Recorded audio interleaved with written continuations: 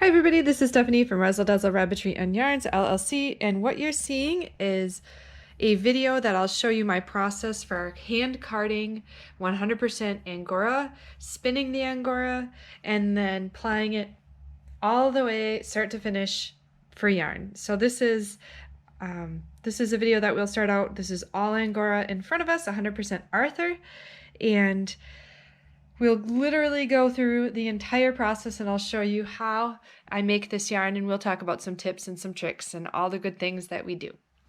So make sure you hit the subscribe button and you press the bell, that way you get notified when we release all of our videos.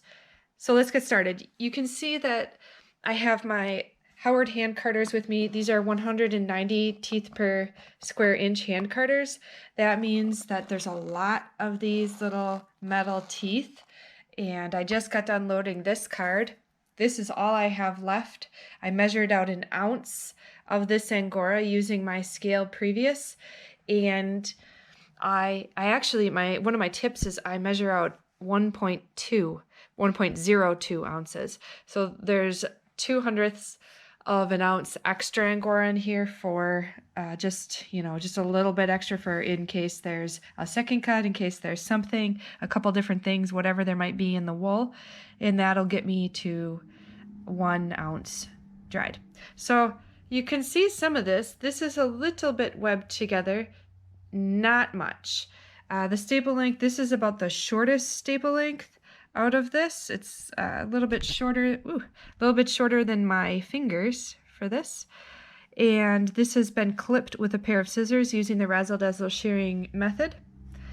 So this is quite lacking in guard hair, this for Arthur's wool, and it still has a lot of crimp in it. He's a buck, and he has bred quite a few babies. You can see a little bit of crimp on this one. Right down here there's crimp. And what we do is we just go and load this hand carder up, put it into really loose roll eggs, and we're going to spin this up. The one of the tips about how we spin this is this was just shorn relatively recently, so this hasn't been stuck in a container. It hasn't been squished down. This is still quite fluffy, and that helps me spin a more consistent yarn. So let's give you a view we've never really done before, and we'll show you these carders. So this is the carder. When we hold these, we start like this, and we're just going to pull, and we just keep doing that the entire length of the card. There's a little bit of a up motion where we go like this, and a little bit might be left over. We just do the best to get it onto one card, and we only do this once. We're not going to really go through and card this wool, because we want this to remain fluffy. So this is extremely very fluffy. This is not at all bound together. We just keep doing this for the remainder of the wool that we have right here. Make it into roll eggs, and we set it into this wooden basket that we have. It's a flat bottom, and that way we don't have wool sticking to the actual basket itself. So let's finish this up. Okay, everything is carded. We have gotten ourselves comfortable, and we're at our spinning wheel. We use the Ashford Elizabeth II. We choose the best tool for the job. We adjust our tension, and we're going to grab the roll eggs. So there's no neps in any of our roll eggs. We're going to join on here. This is a little thin. It may not stick, may not stay. I've got to purposefully slow down my treadling a bit. This is a single treadle, so 1 foot as opposed to a double treadle, which is 2. And I use my left hand. That's my quality control hand. It really If I have to pinch the wool, I can pinch right here, stop the twist from coming into the wool. My right hand is more of a relaxed hand. It controls the drafting quite a bit. The drafting is the amount of wool that leaves my right hand and goes into the fingers of the left hand to gather the twist from which the spinning wheel adds. So we kind of started in the middle of this row leg. That's okay. We just spin it up.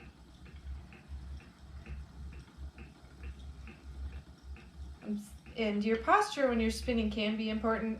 If you are spinning for a while and if you want to be physically comfortable. So we're going to make sure we have good joints, by the way. So this nice right angle, that is a good join for our wool, for our angora fiber. We want it nice and strong because when we take this single off of the bobbin and we put it on the ball winder, because we're going to make a 2-ply yarn with this, when we put this on the ball winder, we do not want our single breaking. So you know you have good joins when you can use your ball winder, and you use your ball winder nice and fast and nothing breaks. You know you have good yarn when you can also use your ball winder and nothing breaks. So sometimes it takes me a little bit in the mornings here to get my rhythm going, to get into a consistent single being spun, and that's okay. As long as there's not massive inconsistencies in the single, I'm very happy. We had just done a video spinning bad angora yarn, and this is the exact opposite of bad angora yarn. This is the best that you can spin.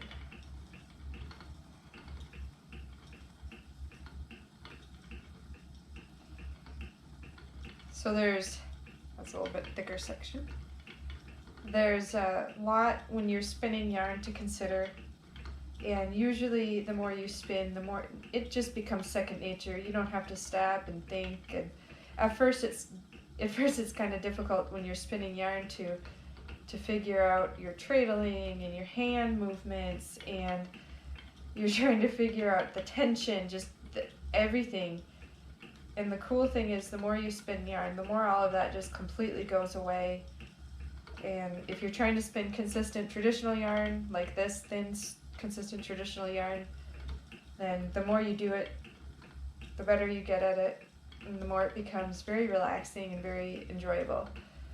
So the first part of this video we showed you and discussed how we prepare the fiber, the hand-carded fiber, the 1 ounce that we're spinning right now. And in this middle section of the video, you're just seeing how we're spinning it consistently. You can see that there's no lumps of hay and there's no second cuts getting spun up into this single. This is a smooth, consistent single. And when you're preparing your fiber and cutting it off the rabbit, you really do want to try and remove anything that is matted, anything that has those second cuts, any vegetation. You really want to try to. And then when you're hand carding, you want to continue to try to remove that. When you're spinning it, you want to, if you see any, continue and remove that, and stop what you're doing to remove it if you have to. And that's all of these are just going to give you a better yarn. When you're plying it, it's the same thing. Any vegetation, you want to get rid of. Any second cuts when you're plying, you want to get rid of. Same thing when you're washing it. When you notice you're washing your yarn, if there's vegetation, remove it. If there's second cuts, you really want to remove it. And part of why, when you're watching this, part of why this yarn, this wool, is spinning into such a consistent single, such a good consistent single of angora yarn, is because this is prime angora. And prime angora is at least a 3-inch staple length. It's free of any webbing, it's free of any matting. This does not have a lot of guard hairs in it. It's not completely absent of guard hairs, but it doesn't have a lot in it. And you know, this is angora that can handle drum carding. It can handle dyeing. It can handle being spun and plied, and it can handle quite a bit. So very good yarn for the fiber artist, or very good wool for the fiber artist. It's it is my favorite, and that's something that I do work on with my breeding, is breeding wool that really tolerates a lot of fiber prep, but also even if there isn't a lot of fiber prep, it spins up just very well in general, because there's truly not much like spinning angora. So this is what we'll just keep doing. And one of the things I notice is as I'm spinning my angora, my pace naturally just gets faster and faster as I spin. So the longer I sit here, the more angora I spin, I just naturally treadle a bit faster and treadle a bit faster and treadle a bit faster. I don't know if it's like my getting a little impatient or just getting more comfortable with what I'm doing.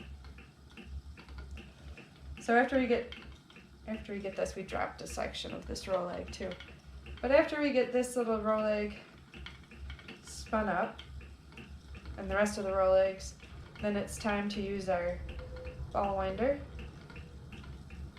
Wind it into a center pull ball. We have a little bit of tips and tricks for doing that. Then we ply it. We take it off using our nitty knotty. We wash it up in a pretty different way. I made a video of a very different way of how to wash angora yarn. That's how I wash my yarn now. Kind of a strange way to wash yarn, and it works for whatever reason. So this is the rest of the row leg that I just picked up off the floor. Again, we want that good 90-degree angle for a join. That section was a little thick, then a little thin. It's not much, it'll be okay. If you get really thick, really thin sections, you want to go back and you want to correct that simply by stopping treadling and either adding more wool to the thin section or going back to the thick section, untwisting it a little bit and giving it a little pull to lengthen it out.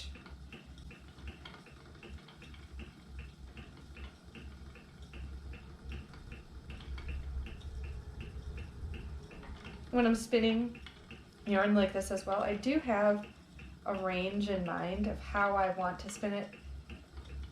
One of my tips was, you always measure out accurately the wool you're going to spin. If you want to spin an ounce, consistently measure out an ounce accurately, prep and spin that ounce, an ounce and an ounce and an ounce. So if I want to consistently make the same type of yarn, I'm always going to repeat my process. I have my process of I measure 1.02 ounces, that's what I measure. I use the same hand carders to card it. I use the same hand carding process. I use the same spinning process, spinning from row legs, and I'm always trying to spin the wool with the same WPI, which is wraps per inch. And so you're trying to, and that tells you the weight of the yarn that you're spinning. And so I'm always trying to spin a lightweight yarn. So there's light yarns, there's medium weight yarns, there's bulky yarns, and I want to be in that light range. It doesn't have to be, for me, it doesn't have to be absolutely perfect every single time. There's a 10-yard range that I allow in my skeins, and anything more than that is just far, far, far too much. And one of my personal goals is as I get better at spinning, that 10-yard range starts shrinking down, and then it becomes a 9-yard range, and then it becomes an 8-yard range, and then you really, as you continue to progress with your spinning, you can really, really get to the point where you can take an ounce and you can consistently spin each time within a couple yards every skein. And again, that depends on how much waste is in that particular ounce. So if I have a lot of breakage, if I'm spinning and I notice, you know what, there's quite a few sections that are a bit too webbed for my liking, or there's quite a few sections that are a bit too stained for my liking, I may take them out, and reducing the amount of fiber, reducing the weight that you're taking out of your row legs, then obviously that reduces what you can potentially spin up, which will reduce your yard count. So anyways, whenever I stop my spinning wheel, there's this little notch in my Ashford Elizabeth, and I wrap this around. I'll reach and I'll get my next row leg. So let's take a look here. So this is what we have. That little notch right there, you can see a little bit of dander. And this is what we've spun on the bobbin so far. This is what we have left to spin. This is the part of spinning where we get to set the ball winder up.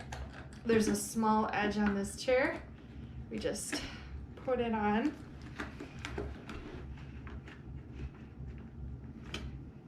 We've loosened up our tension on our spinning wheel.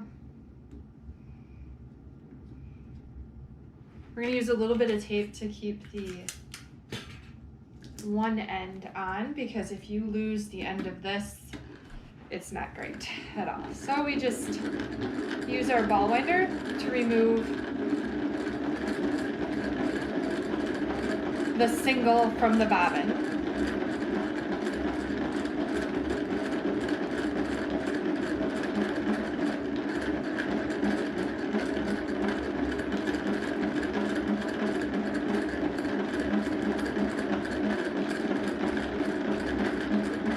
If this yarn breaks at any point, it tells me that's a weak spot.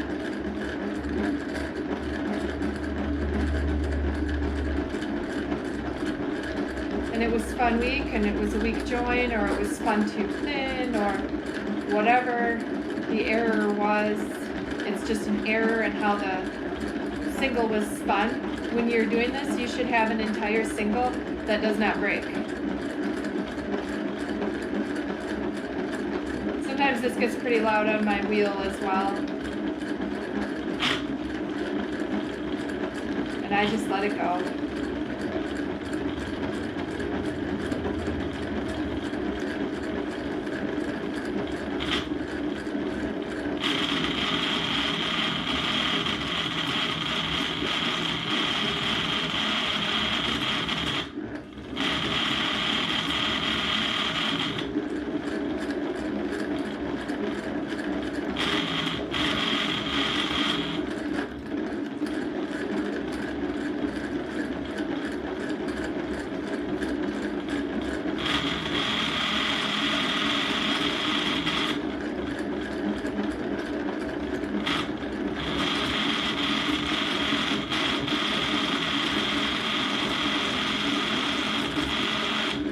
That noise, it's a little bit more friction of the bobbin hitting, and it slows down.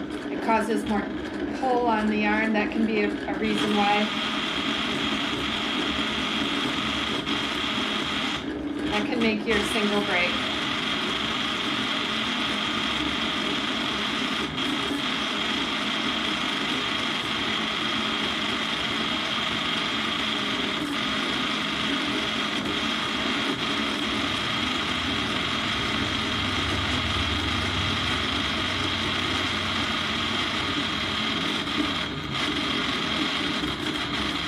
There's a lot of dust, there's a lot of dander. If I slow down this, then obviously it reduces that noise. But I don't want to go slow.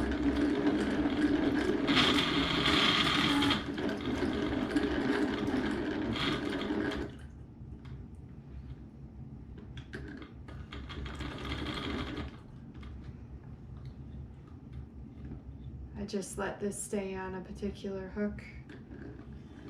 All right, so we're gonna undo the ball, remove it from your ball winder, Things can get a little messy at this point. You've got the tape on the end, helps you know where it is. Take off the ball winder and it's time to get going on spinning. Plying the yarn. Take off the tape. I'm gonna just join this on with a little knot. There's a giant lump because all I do is just kind of knot it up. I adjust my tension quite a bit. And we want to start plying. Until it catches, sometimes it can cause you a bit of grief.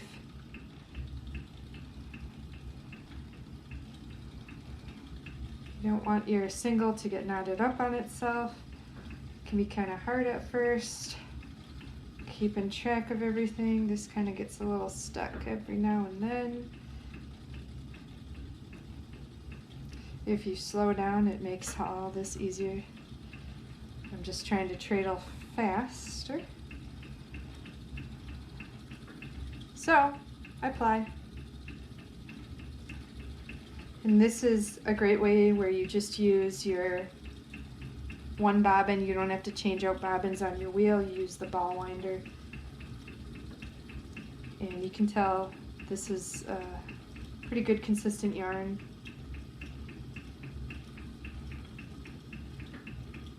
The more consistent you spin, the more consistent you ply, the more consistent your yarn. So we're just going to ply this entire ball. When we're done plying this, we're going to use our nitty knotty to take this off. That's when we're going to count the yards. It's let's see here, 2-yard nitty knotty. So whatever we count the loops around, then we multiply it by 2 and that gives us the amount of yards. So after we use our nitty knotty, when we're done plying this, we use our nitty knotty to take it off. We figure out how many yards. Then we just have to wash it, set the twist, let it dry, and we're done. So let's keep doing this. We finished spinning the yarn. We have our 2-yard nitty knotty with us. We're gonna loosen up the tension, and now it's time to wind up our yarn. And I just count how many loops around I've made, times that by 2, and that's how many yards this is.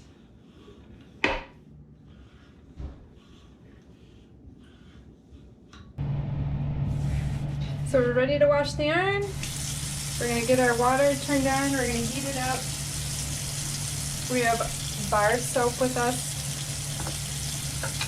I ended up with 91 times around the nitty knotty. So 91 times 2 is 182 yards. We spun this quite thin, and that's normally thinner than I want. We take it off the nitty knotty, and you can see it's quite consistent for a yarn.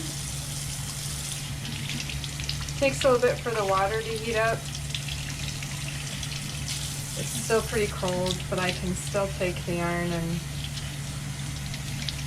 as you can see, the water kind of drips off the angora at first. It takes a little bit.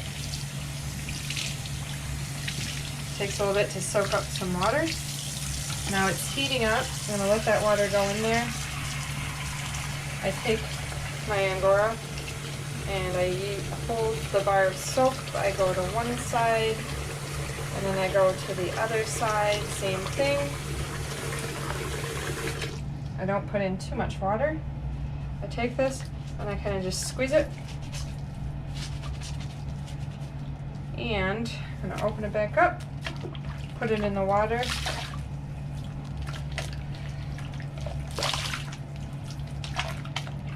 and if you've seen the video, a very different way to wash yarn, this is that same process. I put it in here. This is very nice. Very nice, consistent, thin, very fine angora yarn.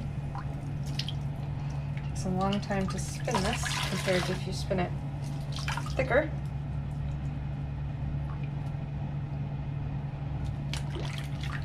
It's funny, there's a lot of rules that when you watch me wash this yarn that violates. Now we're gonna let it soak and we'll come back, take it out, we'll hang it up to dry. So this is the yarn that has been washed, rinsed out, and now this is just a doorknob on the back of the bedroom door. I hold it, or I hang it on here, and this is one of the vents the air conditioning's on, so it'll blow some dry, cool air at the yarn. And this yarn is not felted at all, you can see, and we have spun a wonderful, very fine, consistent angora yarn. So make sure to hit the subscribe button if you haven't already, press the bell, give it a thumbs up, and if you have any questions, especially about the process of how we do this, feel free to comment below, and we'll see you in our next video.